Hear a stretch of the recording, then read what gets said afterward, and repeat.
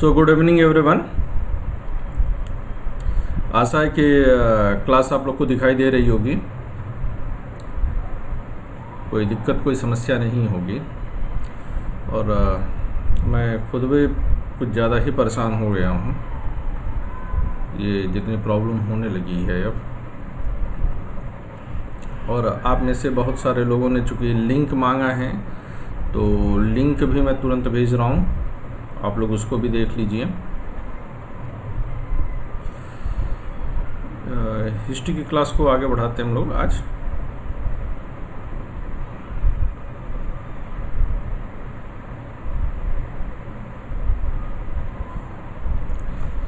तो आप सभी लोग आ भी जाएंगे इतनी देर में।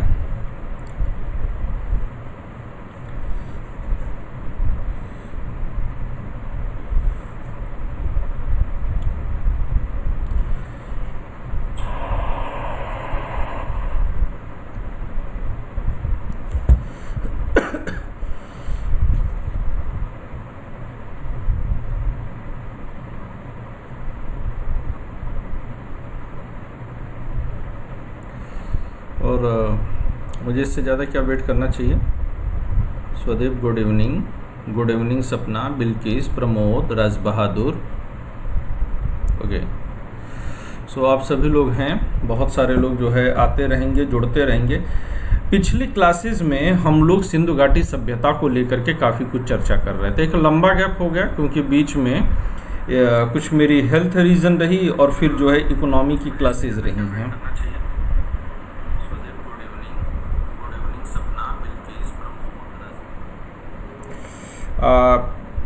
स्वदीप काफ़ी बेहतर अब फील कर रहा हूँ मैं।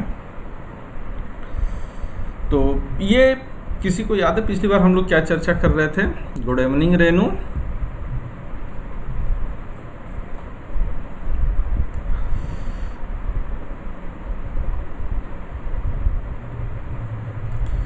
तो सिंधु घाटी सभ्यता पर जो है हमारी जो है बहस चल रही थी।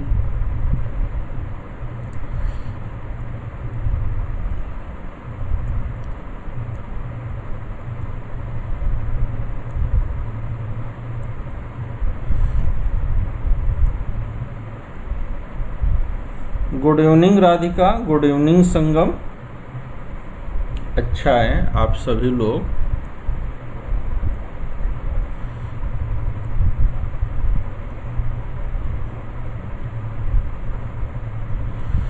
तो आइए सिंधु घाटी सभ्यता के जो है विस्तार से हम लोग जो है विस्तार पूर्वक चर्चा अब करते हैं, है ना। अगर सिंधु घाटी सभ्यता के विस्तार पर जो है हम लोग चर्चा करना शुरू करें तो ये माना जाएगा कि यह सभ्यता जो थी वह अपने समय की जो है सबसे जो है जितनी भी सभ्यताएं थीं, चाहे वो मेसोपोटामिया की थी, चाहे वह ग्रीक की थी, उन सारी सभ्यताओं से यह कई गुना ज़्यादा विस्तृत थी। ये चर्चा हम लोगों ने किया था और यह भी चर्चा किया हुआ था कि किस तरह से इसका जो है विस्तार कहाँ से कहाँ तक के बीच में पाया जाता है।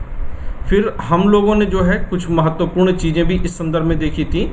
आज हम लोग की चर्चा जो शुरू होगी वह सिंधु घाटी सभ्यता के चरण से, यानी कि सिंधु घाटी सभ्यता के जो चरण हैं वह 3 जगह पाए जाएं। एक्चुअली में इतिहास के दृष्टिकोण पर अगर मैं आप लोगों से बात करूं तो सॉरी नीतू, मैंने तुमसे जो है ये बोला था कि मैं इकोनॉमी की क्लास लूँगा, बट इकोनॉमी में सिर्फ 2 टॉपिक बचे हुए थे औद्योगिक क्रांति का। तो मुझे ये लग रहा है कि वो मैं PDF प्रोवाइड करा दूंगा तो उसमें डायरेक्टली मिल जाएंगे।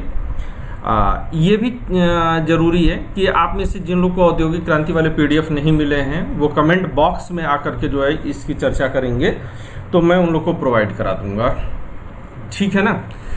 अब आइए चर्चा करें इतिहास के एक दृष्टिकोण को। आप समझिए, और इतिहास का जो दृष्टिकोण है वह क्या कहता है कि हम लोग प्रायः ऐसे पढ़ते हैं कि ये कालखंड यहाँ समाप्त हुआ और ये कालखंड यहाँ से शुरू हो गया। लेकिन कालखंड जो होते हैं वो कहीं एक सिरे पर जो है ख़त्म न होकर के दूसरे सिरे से शुरू होने वाली जैसी कोई बात होती नहीं है, बल्कि इतिहास का अगर कभी भी सूक्ष्म विश्लेषण किया जाए तो उस विश्लेषणों में हम ये पाएंगे कि एक प्रकार की सभ्यता का जो काल गिनाया गया है उसके साथ ही दूसरी सभ्यता के अवशेष किसी न किसी रूप में अपनी जगह जो है जन्म ले चुकी होती है। अगर सिंधु घाटी सभ्यता को भी देखें, खासतौर से मैं चर्चा करना चाहूँगा जब मैं आऊँगा धौलीवीरा पर, तो हम देखेंगे कि एक स्तर पर दूसरा स्तर, दूसरे स्तर पर तीसरा स्तर हम लोग को मिलता चला जाता है। मैंने आप लोगों के साथ चर्चा की थी कि जो पुरातात्विक स्थल होते हैं उनकी खुदाई क्षैतिज और ऊर्ध्वाधर, वर्टिकल और हॉरिजॉन्टल दो रूपों में होती है। अगर वर्टिकल और हॉरिजॉन्टल इन दोनों ही जो है रूपों पर अगर हम फोकस करें तो हमें ये समझ में आएगा कि सिंधु घाटी सभ्यता जो हुई वह विस्तार के लिए हॉरिजॉन्टल खुदाई काम की और सिंधु घाटी सभ्यता की जानकारी के कालखंडों की जानकारी के लिए ऊर्ध्वाधर खुदाई काम कर रही थी। तो ऊर्ध्वाधर और क्षैतिज दोनों काम की। जब ऊर्ध्वाधर खुदाई हम करते हैं, आप इस चीज को समझिएगा, तो जो प्राचीन सभ्यता होगी वह गहराई में ज्यादा होगी और जो क्रमशः नई सभ्यताएं जन्म ली होंगी वह ऊपर होगी। मान लीजिए कि कोई एक सभ्यता थी, बाढ़ आई और पूरी तरह से तबाह हो गई, तो कुछ समय बाद ऐसा तो है नहीं कि धरती से मानव जाति मिट गए होंगे, क्योंकि बाढ़ ने एक विस्तृत क्षेत्र को भले ही प्रभावित किया होगा, लेकिन बाढ़ के दूसरे सिरे पर, बाढ़ पूरी धरती पर एक साथ नहीं आई होगी, तो दूसरे सिरे पर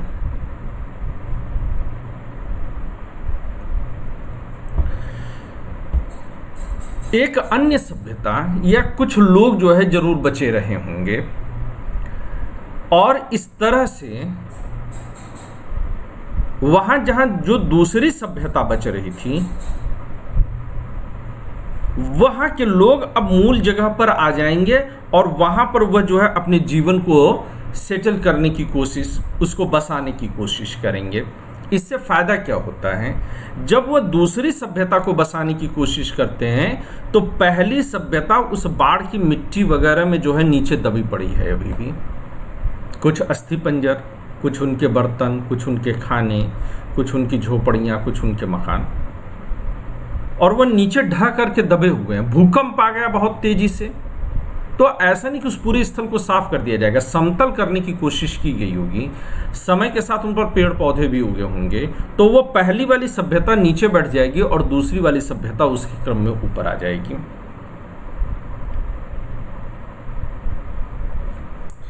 और इस तरह से अगर आप पाएंगे तो सभ्यताएं निरंतर जो है एक दूसरे पर चढ़ती चली जाती हैं। इसीलिए कभी भी सभ्यताओं का कालक्रम बिल्कुल स्ट्रिक्ट रूप से निर्धारित नहीं किया जा सकता है।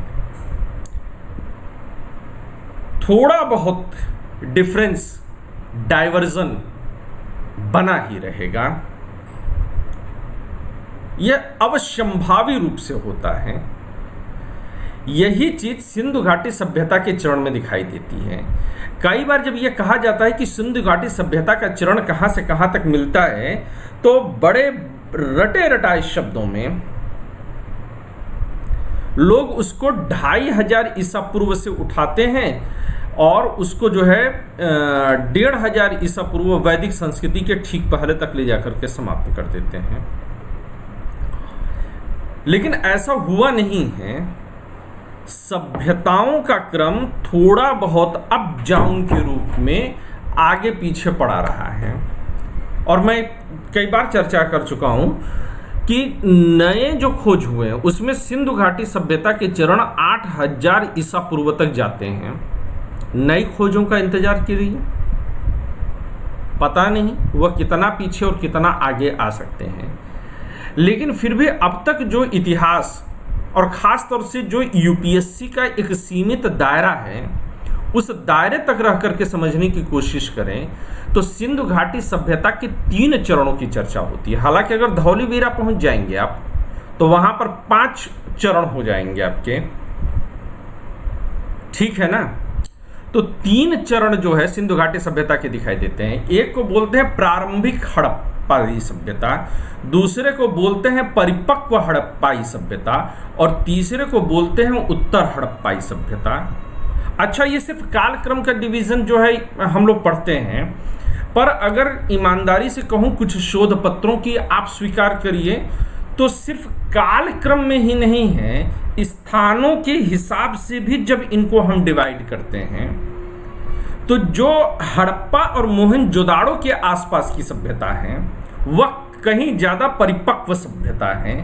और जैसे जैसे हम हड़प्पा से दूर हटना शुरू करते हैं, आप बनवाली आ जाइए, कालीबंगा आ जाइए, सुतकागेंडोर चले जाइए, जितना दूरी आप मेंटेन करना शुरू करेंगे आपको समझ में आएगा कि जो नगर विन्यास है, जो लोगों के रहन सहन की जिंदगी है, वह काफी भिन्न और काफी अलग किस्म की है। डाइवर्जन आपको मिलना शुरू होगा। तो मेरी कोशिश है कि जब मैं आपसे चर्चा कर रहा हूं तो आप इसके साथ ही अपने दिमाग में विजुअलाइज करने की कोशिश करिए। तस्वीर वो पूरी की पूरी आपकी आंखों के सामने नाच उठनी चाहिए। इतिहास शुष्क तरीके से और निष्क्रिय तरीके से नहीं पढ़ी जानी चाहिए। इतिहास अब तक हम लोग कैसे ये लिख लिया, वो लिख लिया, फैक्ट्स पे फैक्ट्स जमा कर लिया। नहीं दोस्तों, इतिहास को पढ़ने का ये तरीका ही गलत है। विजुअलाइजेशन होना चाहिए। एक मूवी, एक पिक्चर आपके सामने नाचती रहनी चाहिए।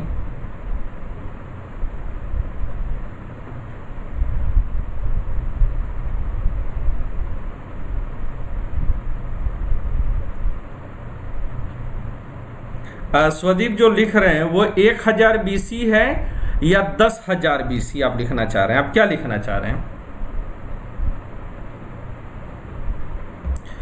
तो इस तरह से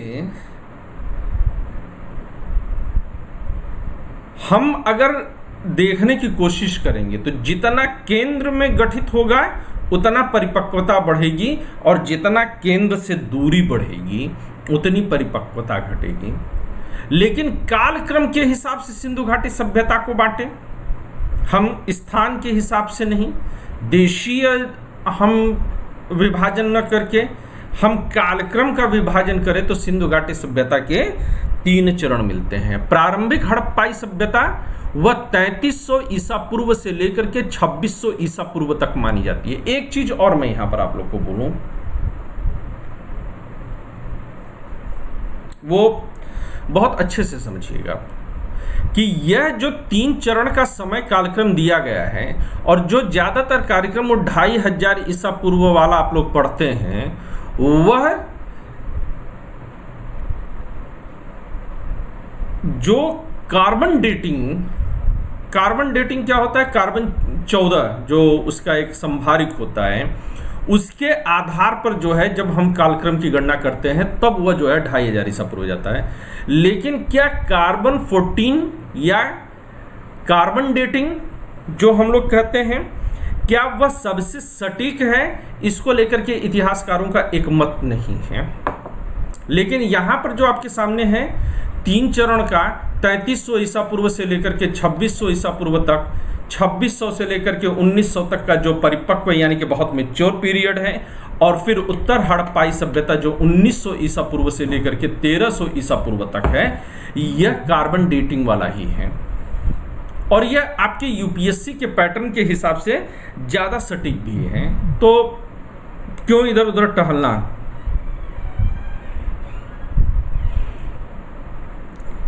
है ना, हमें उसमें बहुत ज्यादा जो है टहलने की जरूरत नहीं है।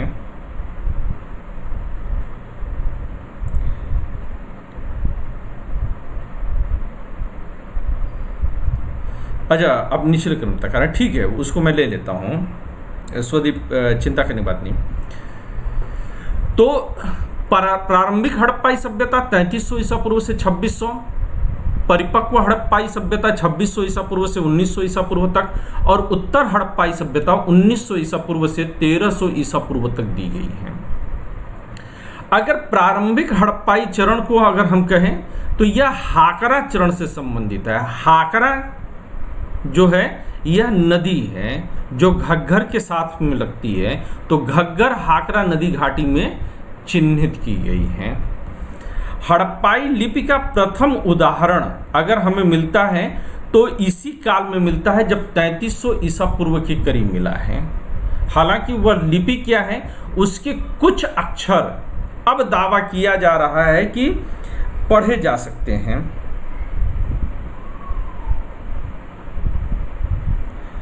एक चीज साइंटिफिक ये कहना बहुत गलत है, साइंस मल्टी डायमेंशनल है नीलम, ठीक है ना। अगर आप जो है आर्कियोलॉजिस्ट के साथ बैठेंगे तो वह कार्बन डेटिंग को लेकर के एकमत नहीं होते हैं। खैर मैं उस बहस में नहीं जाना चाह रहा हूं।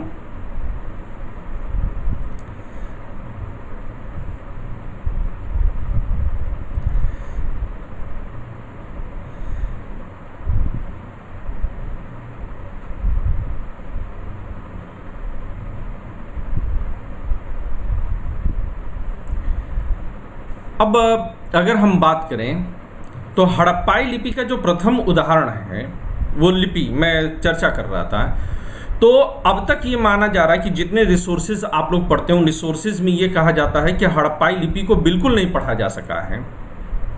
लेकिन ऐसा नहीं, कुछ अक्षरों को अब ये दावा किया जा रहा है कि हम उन अक्षरों को पढ़ सकते हैं।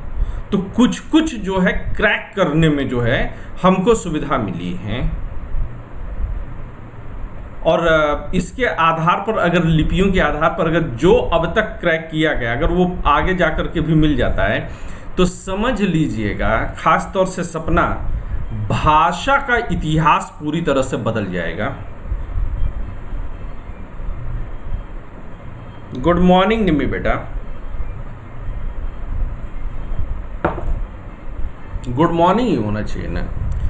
बेटियां जब सामने आ जाएं तो यूं लगता है कि सवेरा हो गया है।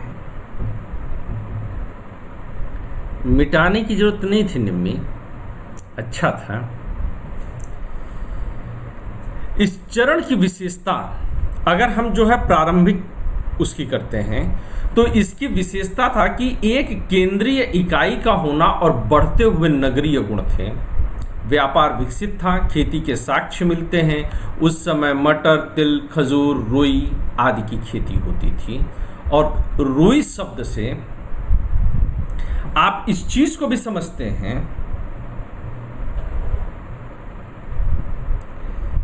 कि रुई सबसे पहले इसी इंडस सिविलाइजेशन में ही मिला है, जिसे कि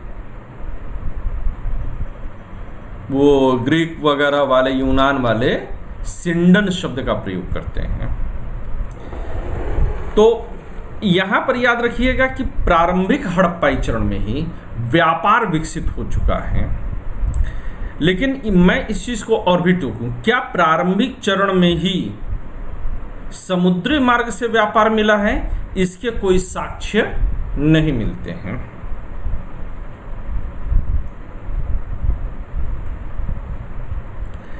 कोट दीजी नामक स्थान से परिपक्व हड़प्पाई सभ्यता का चरण शुरू होता हुआ दिखाई देता है। कोट दीजी से, ठीक है। 2600 ईसा पूर्व तक सिंधु घाटी सभ्यता अपनी परिपक्व अवस्था में प्रवेश कर चुकी थी। परिपक्व हड़प्पाई सभ्यता के आने तक प्रारंभिक हड़प्पाई सभ्यता बड़े नगरीय केंद्रों में परिवर्तित हो चुकी थी, जैसे हड़प्पा और मोहनजोदड़ो वर्तमान पाकिस्तान में, तथा लोथल जो कि वर्तमान में भारत में गुजरात राज्य में स्थित है। यानी कि जो नगरीय व्यवस्था आपको प्री हड़प्पा में दिखाई दे रहा है, वह अब आप इसको कहिए कि जो सिटीज थे वह मेट्रो सिटीज में, यानी कि अर्बनाइजेशन और बड़े पैमाने पर हुआ। उनका ना सिर्फ क्षेत्रफल और विस्तार बदला, परिमाण में भी, क्वांटिटी में भी नगर बढ़े, और साथ में उनका जो क्वालिटी है वह भी बढ़े। अब एक प्रश्न आपका उठना चाहिए कि अरे साहब, आप वहां पर थे क्या? ये कैसे आप बोले कि जो है क्वालिटी में भी जो है नगर बढ़ गया? क्वांटिटी तो समझ में आती है, ये क्वालिटी का कैसे डिफरेंस, ये गुणात्मक परिवर्तन को कैसे आप माप सकते हैं? कोई इंची टेप, कोई तराजू लेकर के आप नापे थे क्या? तो कह नहीं, ये इंची टेप या तराजू की बात नहीं है। नगर और ग्रामीण अगर व्यवस्थाओं में देखा जाए तो सबसे बड़ा परिवर्तन, सबसे बड़ा अंतर क्या है? नगरीय व्यवस्था जो होती है, जितनी उत्कृष्ट नगरीय व्यवस्था होगी उसमें सड़क, सीवर, मकानों के आकार प्रकार आदि सब बहुत संतुलित और बहुत अच्छी तरह से योजनाबद्ध होंगे, जबकि गांव इसकी अपेक्षा इतनी योजनाबद्ध तरीके से नहीं बसाए जाते। गांव स्वच्छंदता का नाम है, जीने में भी और बसने में भी। तो जब आप हड़प्पा की एक काल का दूसरे काल के साथ, परिपक्व अवस्था का उत्तर हड़प्पा के साथ जब आप तुलनात्मक अध्ययन करते हैं, तो उस तुलनात्मक अध्ययन में निसंदेह रूप से आप पाएंगे कि जो आपके हड़प्पा काल है, जो वह समय है, वह काल, वह समय नगरों के विन्यास का भेद पैदा कर देता है। यानी कि जो सड़कों की चौड़ाई, जो मकानों की ईंट है, जो नगर में एक एक स्थान की सुव्यवस्था है, वह उत्तर काल तक आते आते आप देखेंगे तो गड्डम मड्डम होने लगता है। सड़कें उतनी चौड़ी नहीं रह जाएंगी, उतने सुंदर नगर विन्यास नहीं रह जाएंगे। आप लोग समझ रहे हैं ना मैं क्या समझाने की कोशिश कर रहा हूं? कनेक्ट कर पा रहे हैं आप लोग?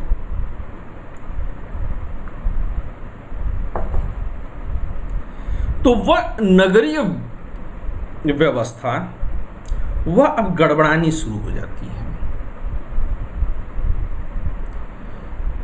इसको लेकर के एक निष्कर्ष और भी निकाल सकते हैं, क्योंकि आप में से ज्यादातर लोग हिस्ट्री कभी ना कभी पढ़े हुए हैं।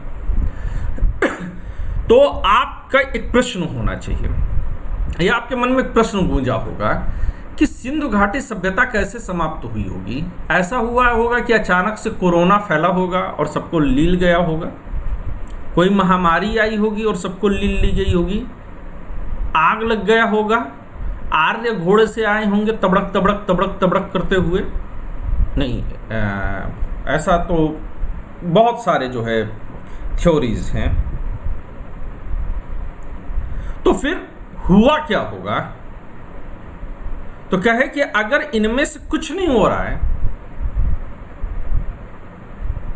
क्योंकि कोई एक थ्योरी, कोई एक जो है विचारधारा वो नहीं मान्य हो रही है, इसको उलट करके देखने की जब इसी नगरीय विन्यास पर जाएंगे तो एक चीज और भी समझ में आती है। जब नगर खूब खुले हुए थे, खूब व्यवस्थित थे, योजनाबद्ध थे, तो इसका मतलब कि वहां की राजनीतिक आर्थिक हालात बहुत अच्छे थे, व्यापार काफी पुष्पित पल्लवित रहा होगा। लेकिन उत्तर काल तक आते आते अगर आप बहुत गौर से देखने की कोशिश करेंगे तो नगरों की जो व्यवस्था क्रम है वो डगमगाने लगी थी, वह गड़बड़ाने लगी थी। मैं तस्वीरों के माध्यम से आप लोग को जो है दिखाने की कोशिश करूंगा। मैं बहुत तलाश कर रहा हूं इस तरह की अलग अलग तस्वीरों को, तो मैं तस्वीरों के माध्यम से भी चलने की कोशिश करूंगा। हाल फिलहाल आप पिक्चराइज करिए अपने दिमाग में।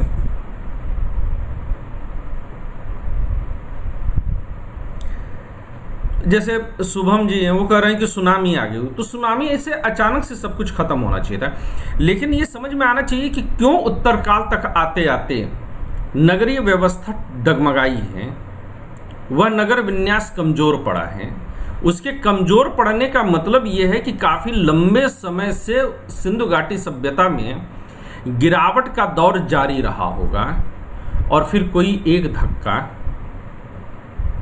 ये अंदर से सिंधु घाटी सभ्यता खोखली हुई होगी पहले, और फिर अलग अलग कारणों ने बाढ़ ने, कुछ जगहों पर आग ने, कुछ जगहों पर विदेशी आक्रमण ने, कुछ जगहों पर सूखा ने, तो हो सकता है कि उल्का पिंडों ने भी मिल करके सिंधु घाटी सभ्यता को पूरी तरह से समाप्त कर दिया होगा। लेकिन ऐसा नहीं कि सिंधु घाटी सभ्यता हमेशा के लिए समाप्त हो गई।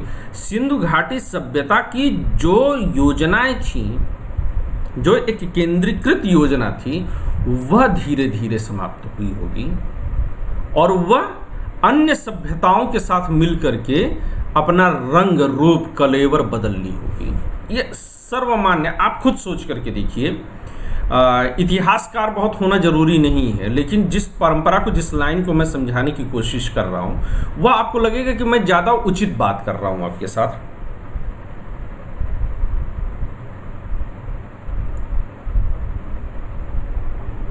कि अगर 1 लाख की पॉपुलेशन थी तो वह 1 लाख सारे के सारे नहीं मारे गए होंगे, कुछ जिंदा रहे होंगे और कुछ उसमें से खत्म हुए होंगे, है ना? ऐसा रहा होगा।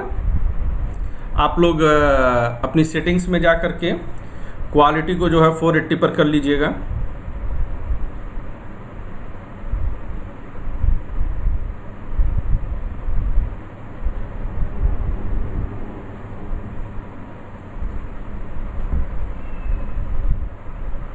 तो और बढ़िया दिखेगा।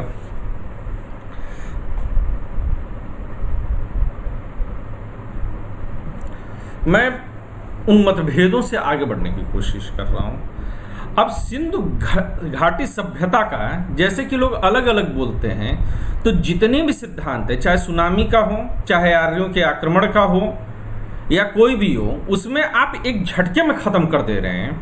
लेकिन नहीं, अगर वो नगरीय विन्यास के आधार पर जाएंगे तो सिंधु घाटी सभ्यता के क्रमिक पतन का प्रारंभ 1800 ईसा पूर्व तक से शुरू होता है और 1700 तक आते आते काफी हद तक जो है खत्म माना जाता है, कि कई सारे शहर जो है खत्म देखे जा सकते हैं। परंतु प्राचीन सिंधु घाटी सभ्यता के बाद की संस्कृतियों में भी इसके तत्व देखे जा सकते हैं। इवन कि आज भी आर्यन के समय में भी, उत्तर जो है वैदिक पीरियड में भी सिंधु घाटी सभ्यता के कुछ न कुछ तत्व, कुछ न कुछ लक्षण मौजूद जरूर हैं। इसका मतलब ये है कि एकदम से आग लगी थी, उल्का पिंड गिरा था, सुनामी हुआ था और पूरी जनसंख्या साफ हो गई थी, ऐसा नहीं हुआ था।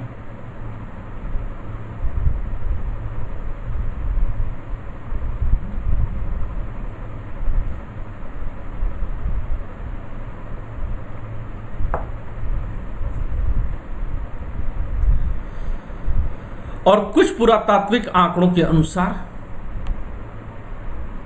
हड़प्पा का अंतिम समय 1000 ईसा पूर्व से लेकर के 900 ईसा पूर्व तक बताया गया है। जैसा कि हमारे काबिल दोस्त, हमारे प्यारे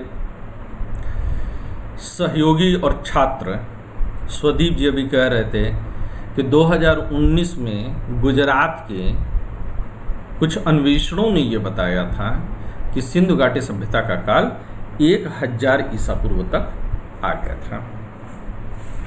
ठीक है ना? तो हम लोग कैसे उनकी बात को मना कर सकते हैं? हम लोग तो मान ही लेते हैं। अब नगर निर्माण योजना पर जरा आते हैं। सिंधु घाटी सभ्यता वैदिक सभ्यता के उलट पूरी तरह से एक नगरीय सभ्यता थी, और ये नगरीय सभ्यता भी जो थी, इसका विन्यास बड़ा खूबसूरत था। पहली चीज तो ये समझिए कि हड़प्पा और मोहनजोदाड़ो इसके 2 सबसे प्रमुख केंद्र थे।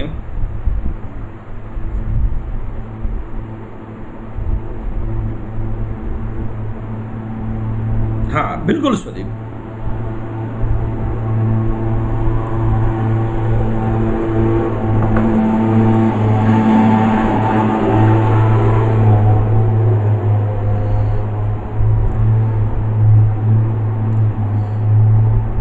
ये जो घों घों की आवाज़ चलती है, तो रोज़ वो मच्छर मारने की दवा होती है ना, तो वो रोज़ उसका छिड़काव होता है इसी के समय के आसपास। तो मेरी कोशिश ये है कि अब हम लोग क्लासेस का टाइमिंग जो है 7 बजे से उठा करके 8 बजे करते हैं। आप लोग की सहमति अगर होगी तो मैं चर्चा कर रहा था कि सिंधु घाटी सभ्यता में 2 क्षेत्र हैं, एक हड़प्पा और एक मोहनजोदाड़ो। यह दोनों एक तरह से कहें तो इस सिंधु घाटी सभ्यता की जुड़वा राजधानियां, अगर आप इसे कह दीजिए तो गलत नहीं होगा। हालांकि इसका कोई प्रमाण नहीं कि ये राजधानियां ही थीं, लेकिन जैसा अब तक देखने को मिला है उसमें ऐसा लगता है कि हड़प्पा और मोहनजोदाड़ो इसकी जो है जुड़वा राजधानी के तौर पर रही होंगी। और इनमें जो नगर विन्यास है, इस नगर विन्यास की भी अपनी एक खासियत है। आप जानना चाहेंगे कि वो खासियत क्या है? इस नगर विन्यास की खासियत ये है कि इसमें नगर विन्यास, ये मेरा हाथ आप लोग को दिख रहा है, तो ऐसे जो है दो सतह पर बसी हुई थी, एक यानी कि टीलों के ऊपर और दूसरा थोड़ा सा नीचे की तरफ। ज्यादातर नदियों के किनारे बसे हैं, तो नदियों के जो है उतार चढ़ाव की वजह से समय पर नदी एक बार एक तरफ पलटती है, फिर दूसरी तरफ पलटती है जहां नदी की धारा तेज होती है। तो जो ऊंचाई की तरफ दुर्ग बने हुए थे, वह माना जाता है कि वह उस समाज के ज्यादा प्रभावशाली और शक्तिशाली लोगों का था, जो कि उस समाज की राजनीतिक व्यवस्था को प्रभावित करते थे। अब यह राजतंत्र था, यह गणतंत्र था, यह कुलीन तंत्र था, what ever it was, clear नहीं है कि उस समय का राजतंत्र, उस समय का जो है राजनीतिक व्यवस्था कैसी थी, लेकिन कुछ तो राजनीतिक व्यवस्था रही होगी। तो जो राजनीतिक व्यवस्था, जो कुलीन लोग थे, शक्तिशाली लोग थे, वह अपेक्षाकृत ऊंचाई पर बसते थे और उनके चारों तरफ एक परिधि में सामान्य लोग नीचे की तरफ रहते थे। ऐसे भी कई जगह मिले हैं लोथल वगैरह में, जहां पर कि जो दुर्ग विन्यास मिली है वह वृत्ताकार मिली है और कुछ जगहों पर दुर्ग विन्यास चौड़ाई में मिली है। चौड़ाई का मतलब आयताकार मिली है। इससे भी आप उस समय की जो है राजनीतिक, सामाजिक और आर्थिक तीनों परिस्थितियों का आकलन लगा सकते हैं, अगर तस्वीर आपकी आंखों के सामने दौड़ गई हो तो, कि साहब चारों तरफ से। हालांकि ये भी बात मैं आपको बता दूं कि जब हम लोग एक एक जो है स्थल के बारे में डिटेल में पढ़ेंगे, तब मैं आप लोगों के साथ ये चर्चा करने में सफल हो पाऊंगा कि किन जगहों पर जो है वह दुर्ग विन्यास था और किन जगहों पर दुर्ग विन्यास नहीं था। लेकिन दुर्ग विन्यास को लेकर के हम तीन बातें कह सकते हैं कि पहले क्या होता था, किला होता था, किला के तरफ चौड़ी मजबूत दीवारें होती थीं। तो ऐसी बहुत सारी जगहें सिंधु घाटी सभ्यता में मिली जहां पर कि नगर के चारों ओर परकोटे बने थे साहब, दीवारें खड़ी की गई थी ताकि बाहरी आक्रमण से, बाढ़ वगैरह से और खास तौर से बाढ़ से सुरक्षा के लिए ये जो कई जगहों पर जो ऊंची ऊंची दीवारें खड़ी की गई थी वह विदेशी शत्रु के आक्रमण के भय से कम और बाढ़ आदि के जो है तबाही से बचने के लिए ज्यादा की गई थी। इसमें भी एक बात याद रखिएगा कि जो परिपक्व सिंधु सभ्यता का समय है उसमें चारों तरफ दुर्ग की योजना तो नजर आती है, लेकिन जब सिंधु सभ्यता अपनी पतन की दशा में जाती है, उत्तरवर्ती अवस्था में जाती है, तो ये दुर्ग जो है वहां से ये घेराबंदी जो है दीवारों की वह गायब होने लगती है और वह ज्यादा खुले में, यानी कि उस समय की आर्थिक व्यवस्था टूट रही होगी।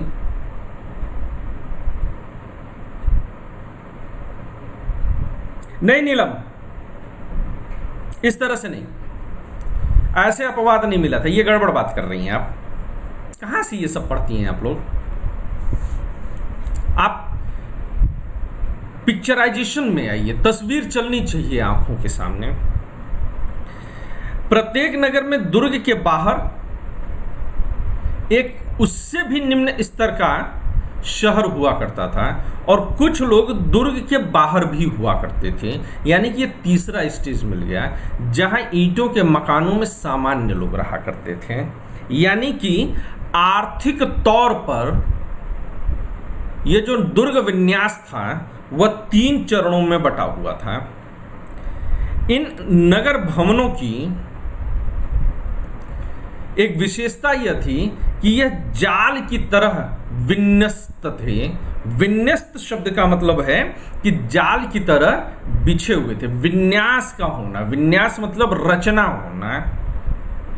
तो जाल नुमा रचना थी। जैसे जाल में क्या होता है कि वह जाल जो होती है वह एक दूसरे को, ये ऐसे जाल गई फिर ये ऐसे गया तो ये कटे हुए होते हैं। तो पूरा नगर जो है उसमें बहुत चौड़ी सड़कें हुआ करती थीं और इतनी चौड़ी सड़कें होती थी कि आज के टैंक वगैरह भी पास कर जाएं। अब के जो हाईवे बनने लगे हैं उनसे उनकी जो है कल्पना की जा सकती है। बहुत चौड़ी सड़कें थीं।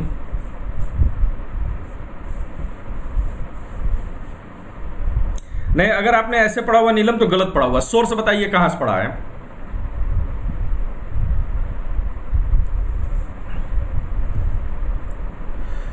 अब यहीं पर आ जाइए आप।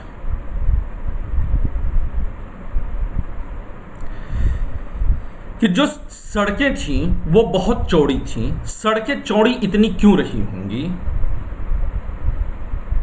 पहली चीज कि जनसंख्या घनत्व अपेक्षाकृत कम रहा होगा। जो वहां की राजनीतिक व्यवस्था थी, उस राजनीतिक व्यवस्था ने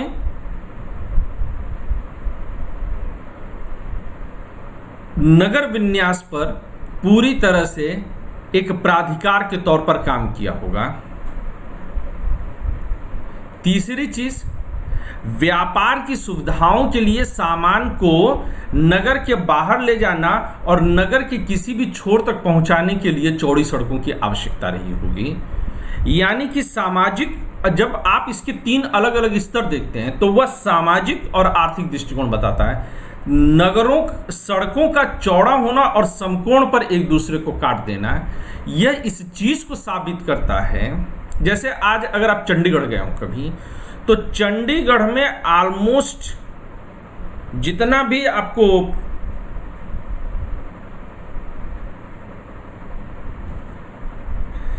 नहीं, सोर्स में जानना चाहता हूं, सोर्स बताइए। तो जितने भी सेक्टर्स हैं वह इसी तरह से जो है चौड़ी सड़कों के जाल से कटे हुए हैं।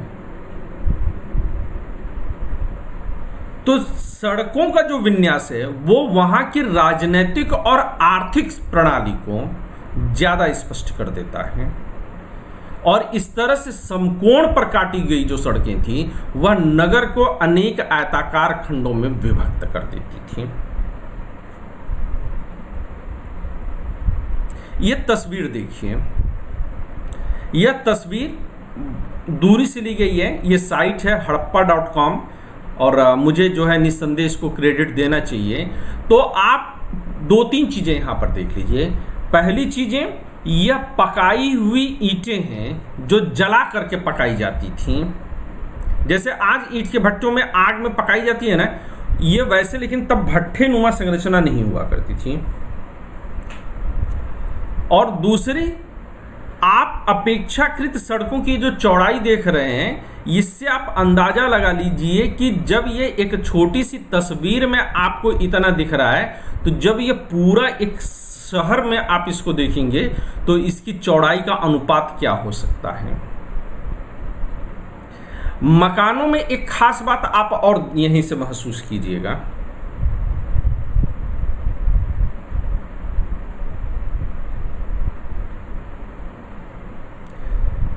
वह खास बात आपको क्या महसूस करनी चाहिए?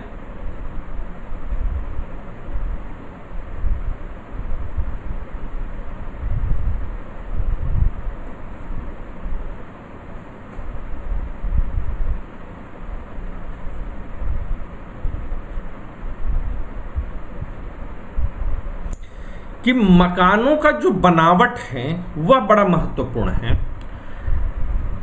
मकान कि जो आर्किटेक्ट है, जो वास्तु है, वह काफी हद तक आज के मकानों से भिन्न हैं, और ख़ास तौर से कुछ समय पहले तक देखिए मकान के सिरे कहीं से भी गोल नहीं हो रहे हैं, अर्धवृत्ताकार नहीं हो रहे हैं, त्रिभुजाकार नहीं हो रहे हैं। मकान, ज़्यादातर मकान भी अपने आप में आयताकार होते थे। साथ में ही मकानों का आधार तल ज़्यादा चौड़ा, और ऊपर जो है जाते जाते आप किसी भी मकान को देखिए तो ऊपर की तरफ जाते जाते जो है ये मकान कमज़ोर होने लगते हैं। अपेक्षाकृत छोटे दरवाजे हुआ करते थे, और यह पूरी तरफ से उनका मुंह जो है सड़कों की दिशा में खुला करता था।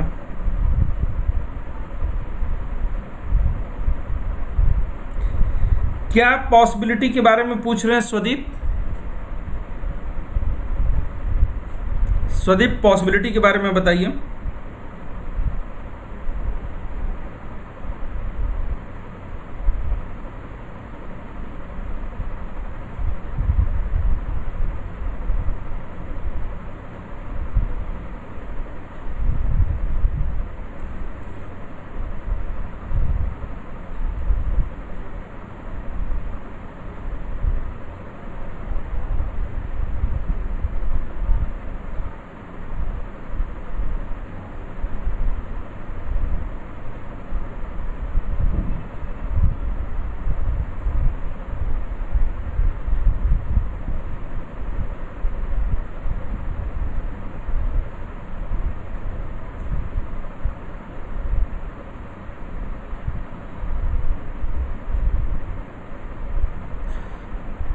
जब तक स्वदीप नहीं बता रहे हैं तब तक जो है हम लोग जो है आगे बढ़ते हैं। स्वदीप, मैं एक्सपेक्ट करूंगा कि आप जिस चीज़ को बताने की कोशिश कर रहे हैं एग्जैक्टली उसको बताइएगा कि ये ऐसा कैसे पॉसिबल है। वो पॉसिबिलिटी वाली बात मैं पूछना चाह रहा हूं।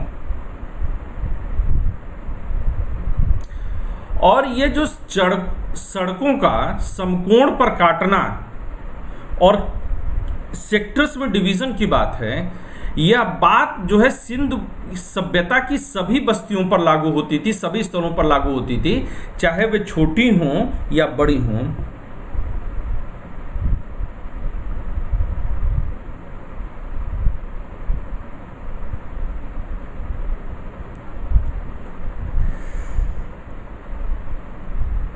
मैं इस पॉइंट पर आऊंगा। मैं जब सिंधु घाटी सभ्यता को खत्म करूंगा तो सिंधु घाटी सभ्यता को खत्म करने के बाद मैं सिंधु घाटी सभ्यता की समकालीन सभ्यताओं के साथ इसके संबंध को भी स्थापित करने की कोशिश करूंगा। तो प्लीज वेट स्वदीप। और ऐसा नहीं कि कुछ नहीं मिलता है, मेसोपोटामिया और ग्रीक दोनों ही स्थानों से सिंधु घाटी सभ्यता की मुहरें प्राप्त होती हैं, और बहुत कुछ ऐसा है जो सिंधु घाटी सभ्यता से उनके संबंध को स्थापित करती हैं। तो ये बात कहना बिल्कुल गलत है कि वहाँ से देखिए लिखित प्रमाण न मिलना है। वो ये संभव है कि जो कुछ लिखा गया था वो आज बचा नहीं है या पढ़ा नहीं जा सकता है, तो लिपि को पढ़े जाने तक का इंतजार करिए। लेकिन दोनों के बीच में एक दूसरी सभ्यताओं का पूर्ण ज्ञान था, दोनों के बीच में अच्छा खासा मेलजोल था, इसके बारे में कभी भी संदेह मत करिएगा। हड़प्पा तथा मोहनजोदाड़ो के भवन बड़े थे। वहाँ के स्मारक इस बात के प्रमाण हैं कि वहाँ के शासक मजदूर जुटाने और कर संग्रह में परम कुशल थे। ईंटों की बड़ी बड़ी इमारत देखकर सामान्य लोगों को भी यह लगेगा कि यह शासक कितने प्रतापी और कितने प्रतिष्ठावान थे। तो जैसे जैसे मैं हमेशा बोल रहा हूँ कि हड़प्पा और मोहनजोदाड़ो यह जुड़वा राजधानी के तौर पर रहे होंगे, क्योंकि सारा जो महत्तम विकास दिखता है, जो महत्तम नगरीकरण दिखता है, वो यहीं पर दिखाई देता है। और सिर्फ नगरीकरण ही नहीं, योजनाबद्ध समृद्ध वह भी इन जगहों पर दिखता है। इसलिए हड़प्पा और मोहनजोदाड़ो के भवन बड़े भी हैं, ज़्यादा व्यवस्थित और योजनाबद्ध भी हैं। तो जिससे वहाँ के जो एडमिनिस्ट्रेटर रहे होंगे, जो प्रशासक रहे होंगे, उनकी कुशलता और दूरदर्शिता भी साफ झलकती है। अब ये देखिए, ये तस्वीर जो है आपको उस तस्वीर का एक हिस्सा है देखिए जितने भी मकान आपको दिख रहे हैं ये एक्चुअल जो है तस्वीर नहीं है। मैं आप लोग को एक बात के लिए आगाह करूं, जो तस्वीर आपके सामने है ये तस्वीर वस्तुतः एक चित्रकार के दिमाग की उपज है,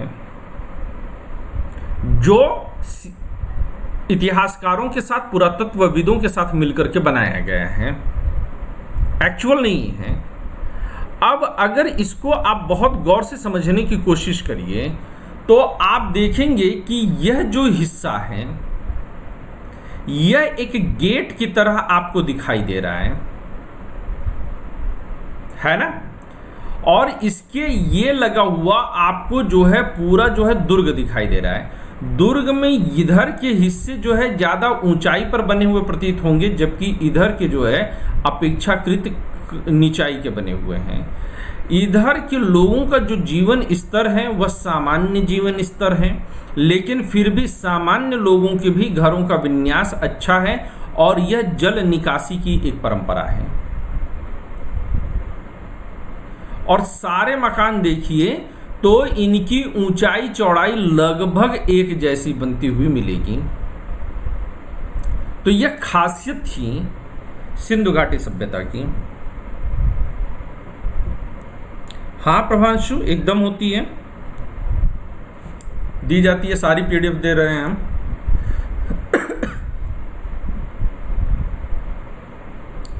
तो यहां से आप सिंधु घाटी सभ्यता के बारे में वो विजुअलाइजेशन कर सकते हैं कि वह कैसे जो है काम कर रही थी।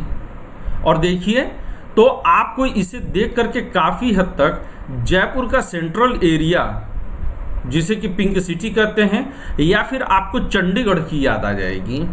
जबकि भारत में सबसे प्लान्ड सिटी अगर किसी को मानते हैं तो वह चंडीगढ़ है। देखिए काफी हद तक चंडीगढ़ का जो है आपको दिखाई देगा। गांव मत बोलिए, ये चंडीगढ़ जैसा उन्नत शहर आपको नहीं लग रहा? लगभग सब कुछ एक लेवल पर है।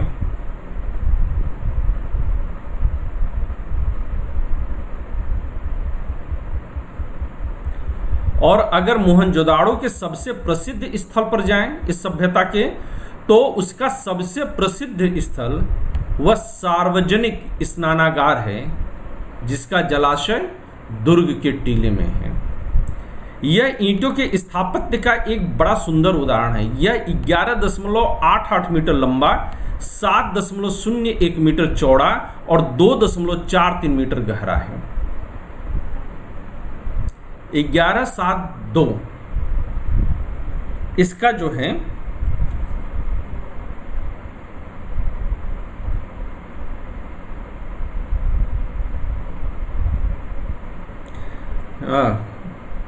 ठीक है विजय, आशा कर रहा हूं कि अब आपके एंड पर तबाही के बाद जो बचा होगा वह सब कुछ सकुशल होगा और कोई बड़ी क्षति जो है वह शारीरिक रूप से नहीं आई होगी। जो भी क्षति हुई होगी वह कुछ धन की हो सकती है, जन की नहीं होगी।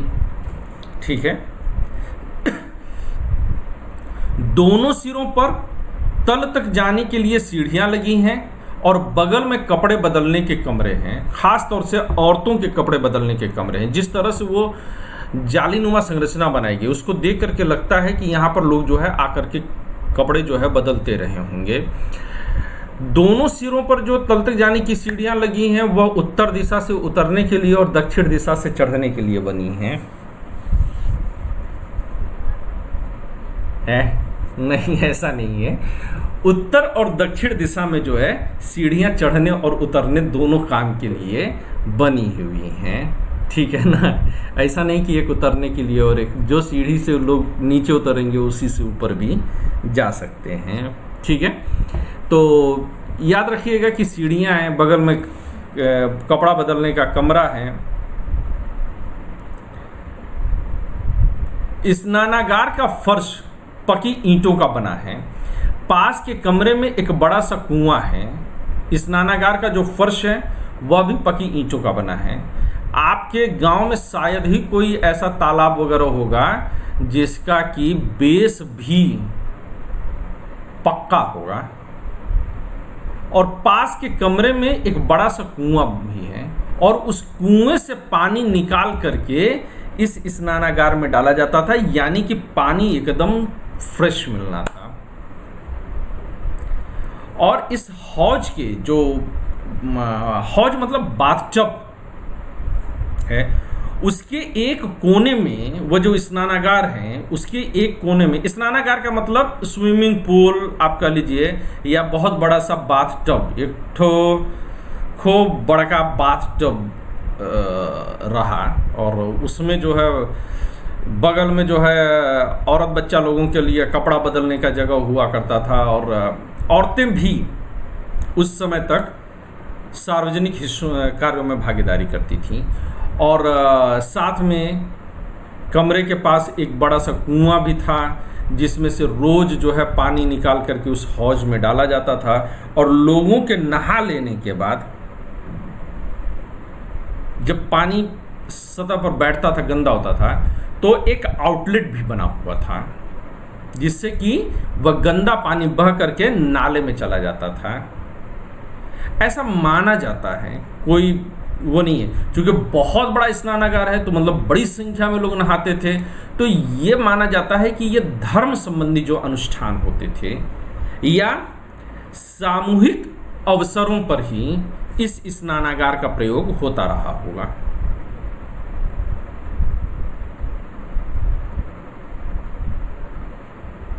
और भारत में हम लोग जानते हैं कि चाहे जीना हो, चाहे मरना हो, चाहे शादी ब्याह हो, और चाहे छठ की पूजा हो, सामूहिक स्नानागारों का महत्व तो साहब खूब है।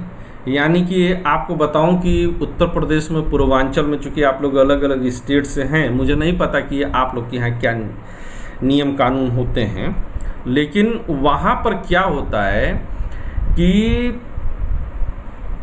जो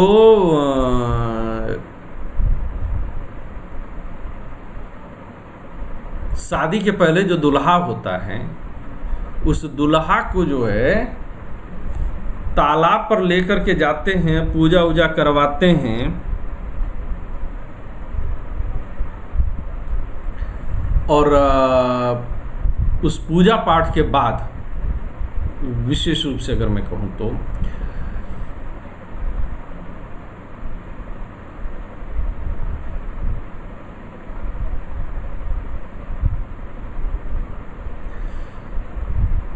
दूल्हे को जो है उस तालाब में थोड़ा सा जो है मिट्टी खोद करके बाहर करनी होती थी, यानी कि तालाब को पुनर्जीवित कराया जाना होता है। और बाद में यह रस्म दूल्हे की बुआ को भी अदा करनी पड़ती थी, लेकिन धीरे धीरे सब सिमट गया।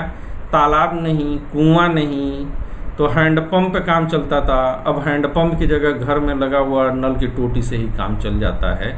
और बुआ जो है वो जो दो बैलों को बांधने के लिए जो जुआ होता है उनके गर्दन में रखा जाता है, जिसमें उनको फंसाया जाता है, उसी में जो छोटा सा डुप्लीकेट अब बन करके आता है, जो तमाम जो दुकानों पे बिकने लगा है छोटा छोटा, उसी में दूल्हे को बैठा करके ऊपर से 2 मग पानी डाल करके काम निपटा दिया।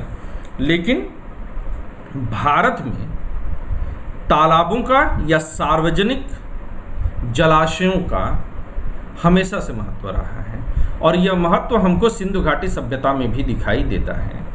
अब अगर इस चीज़ को आप देखिए तो ये सबसे पहले इसकी आप फर्श देखिए, फर्श के साथ आप इसकी इस बनावट को भी देखिए कि ये कैसे क्रमशः, और ये सीढ़ी जो इस दिशा में है वही सीढ़ी उल्टे दिशा में भी आपको दिखाई देनी चाहिए, लेकिन इस तस्वीर में सब कुछ नहीं आ रहा है। और चारों तरफ से अगर आप देखेंगे तो ऊंची दीवारों से ये घिरा हुआ है।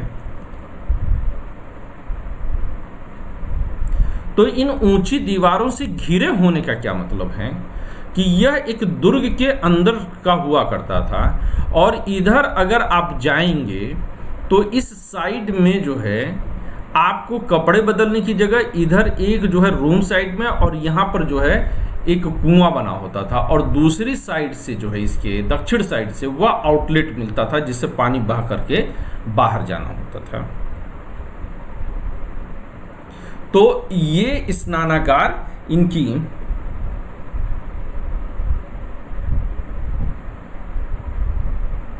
हाँ पूजा, अब तो सब कुछ जो है केवल फॉर्मेलिटी ही बची है।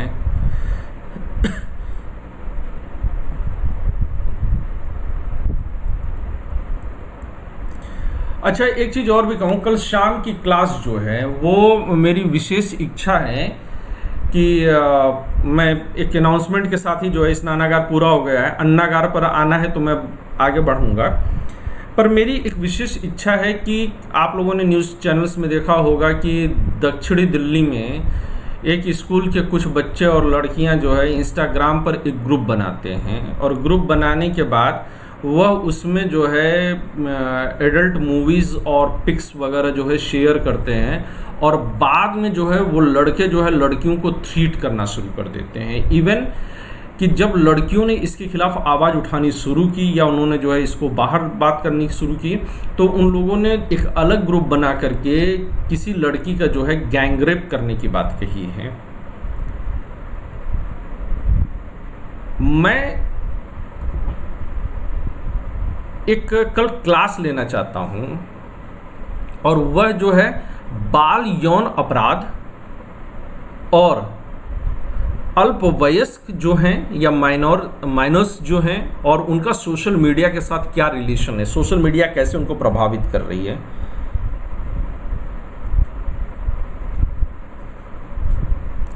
इन सब को लेकर के शाम की एक क्लास बनाऊंगा, और जिसमें कि इस चीज़ पर हम लोग चर्चा करेंगे कि सोशल मीडिया ने कैसे प्रभावित किया है, क्यों युवाओं में इतनी कुंठा आ रही है, ख़ासतौर से अल्पवयस्क जो बच्चे हैं उनमें ये इस तरह की घटनाएं क्यों बढ़ रही हैं, और इसको रोकने के लिए क्या स्टेप्स होने चाहिए। तो यह करंट का भी टॉपिक होगा, इससे में भी आपके जा सकता है, और आपके इंटरव्यू वगैरह के लिए भी ज़रूरी हो सकता है। ख़ासतौर से प्रीलिम्स में भी पॉलिटी का वह सेक्शन जहाँ पर कि जनरल लॉज वगैरह के बारे में बात करते हैं वहाँ के लिए इम्पॉर्टेंट होगा।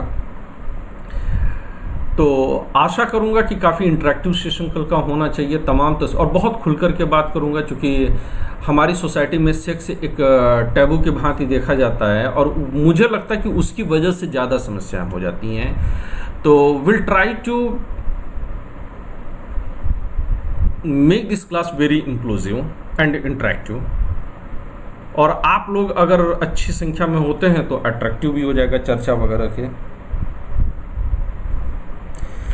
हाँ, अब डीडी के बिया हमें हुआ तो डीडी अभी भी रिवाज के बारे में बता रहे हैं,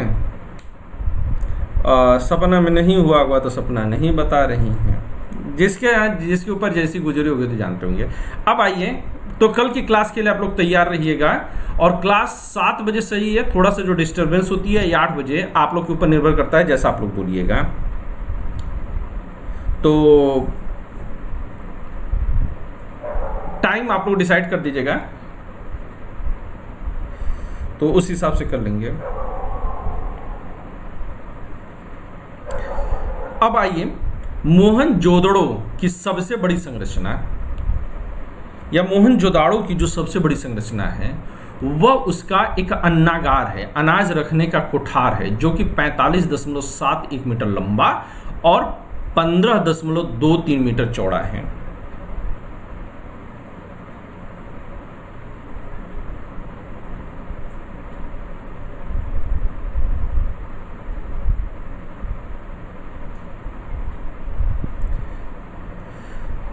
अब क्या 45.71 मीटर लंबा और 15.23 मीटर चौड़ा, यह भी याद रखना है? तो क्या है, बिल्कुल साहब। गिरिजेश सर ने आदेश दिया कि मैं आप लोग को साहब न बोला करूं, लेकिन लखनऊ की तहजीब है, फिसल जाती है। हरियाणा वाले कहते हैं कि आप थैंक यू मत बोला करिए, हम लखनऊ वाले हैं, निकल जाती है। मैं वापस क्यों जा रहा हूं? मैं वापस इसलिए जा रहा हूं क्योंकि स्नानागार का भैया बाबू लोग, यह जो है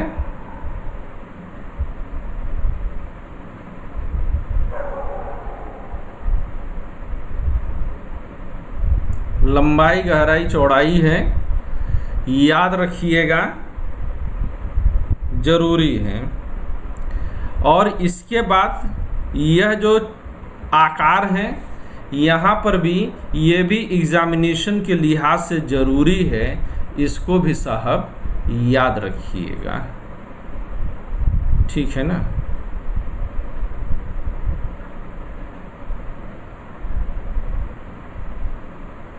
दिख ही रहा, आइए ठीक है, तो ये जरूरी है।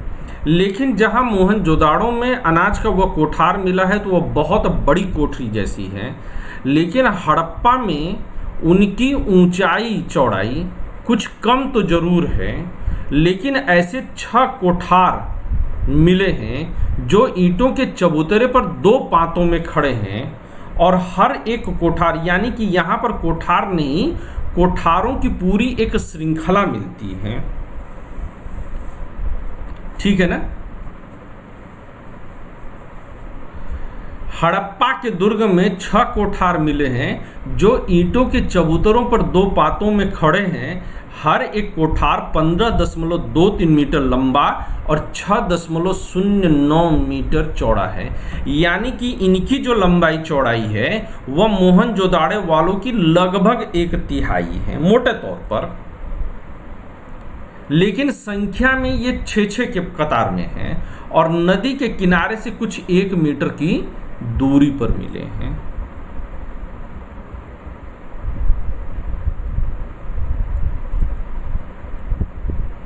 अरे रुक जा भाई, काहे नाराज है। इन 12 इकाइयों का, तो ये देखिए यहां पर जो 6 कहा रहे हैं, ये 6 नहीं है, ये 12 है ना। तो इसको कैसे लिखेंगे कि ये 6 कोठार मिले हैं, यानी कि कुल 12 मिले हैं, ठीक है ना। और इनका जो तल क्षेत्रफल है वह कुल मिलाकर के अगर हम कहें तो 838.125 वर्ग मीटर है, जो लगभग उतना ही होता है जितना कि मोहनजोदाड़ो के कोठार का है। यानी कि कुल मिलाकर के जो इनके 12 का जो है वह मोहनजोदाड़ो का अकेले का क्षेत्रफल बन जाता है।